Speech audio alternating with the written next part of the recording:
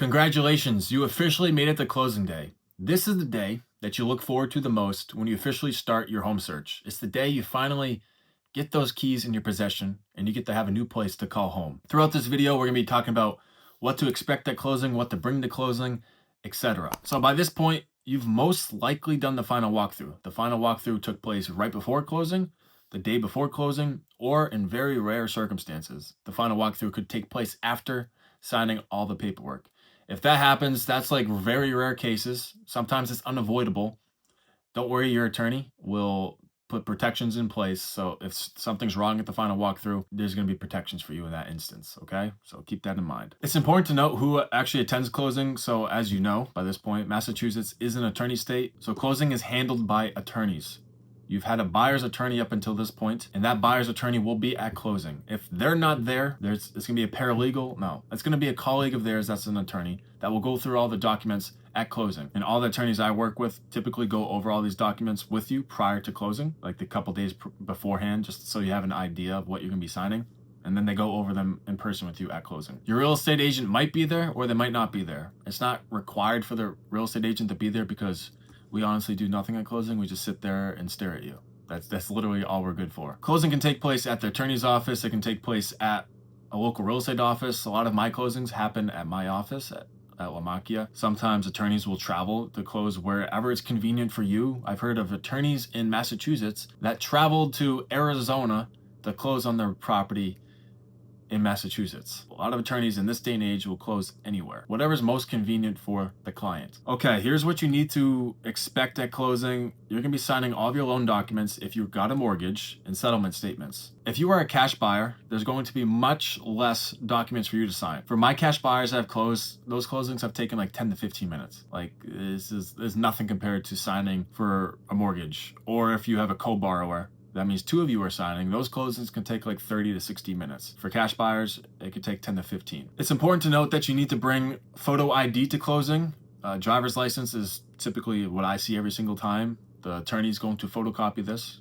It's important that you have this for closing, so don't forget that. You're going to bring a certified bank check, not a personal check, bank check or wired funds for closing, for the down payment and closing cost. And if you're wiring funds, I might have gone over this in a previous video, make sure you are following the instructions to a T that your attorney has for wiring. There's a lot of scams out there nowadays.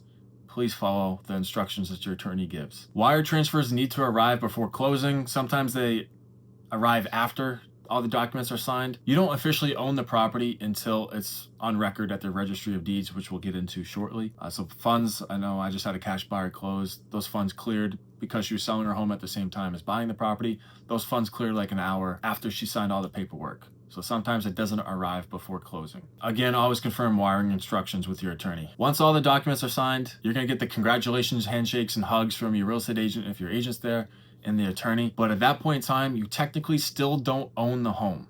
You have to wait until it goes on record at the Registry of Deeds. When that happens, that's when you officially own the home and you can get the keys handed over to you. A lot of times you close, let's say at the attorney's office, you sign all the paperwork, it's still not on record. That could take a couple hours. If you close at 11 a.m. on a Tuesday, it could take until 3 p.m. until it's officially on record at the Registry of Deeds. You have a 4-hour gap before you can technically start moving into your new home. A lot of times the agent's just gonna leave the key in the lockbox after the final walkthrough, and then you're gonna get the lockbox code once it's officially on record to retrieve the keys, or your agent will meet up with you somewhere and hand deliver the keys to you. So that is closing day. That's basically how it plays out. It's not the most difficult thing in the world. There's a lot of paperwork to sign. Make sure you have your photo ID and the bank check or the wiring all done prior to that. It's an exciting time. Congratulations. It's something you work towards for a long time. And that's the end of our journey here. We covered step 1. We started this back in January, I believe, and now we're here in September, where we just wrapped up step 13, closing day. I appreciate you tuning into this journey. I hope this was helpful in navigating the home buying process in the state of Massachusetts. I'll be seeing you on other videos in the months to come, but I hope this was a valuable series for you and that you learned something along the way. Again, congratulations. Got my contact info down below. We got some useful links